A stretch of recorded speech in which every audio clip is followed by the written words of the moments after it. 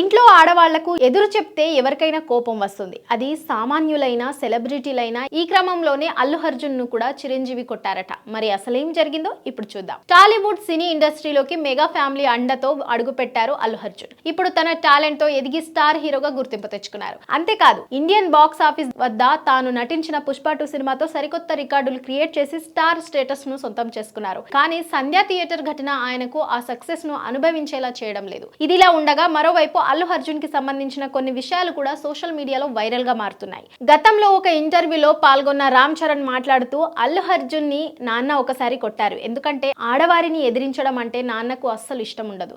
ముఖ్యంగా అమ్మకు ఏదైనా ఎదురు చెప్పానంటే నన్ను కూడా కొడతారు. అలాగే బన్నీని కూడా కొట్టారు. బన్నీ వాళ్ళ అమ్మకు ఎదురు మాట్లాడారు. ఆ విషయం నాన్నకు తెలిసింది.